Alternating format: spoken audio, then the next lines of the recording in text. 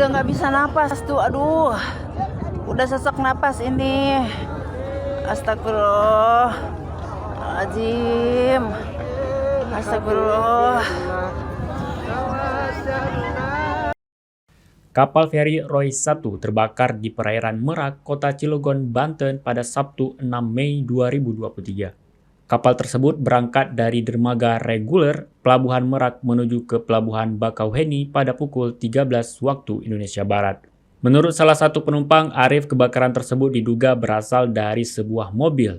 Awalnya terlihat hanya asap kecil, namun kurang dari 10 menit asap tersebut langsung membesar.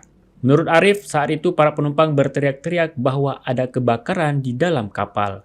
Sekitar 30 menit setelah KMP Roy 1 terbakar, petugas baru tiba untuk memadamkan api dan mengevakuasi para penumpang.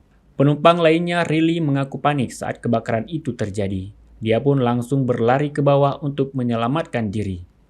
Dalam akun Instagram @infobanten terlihat kapal feri terbakar di perairan Merak, Banten.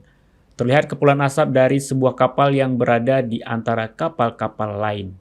Sejumlah penumpang terlihat mengenakan pelampung di dek kapal, bahkan ada yang berteriak tidak kebagian pelampung.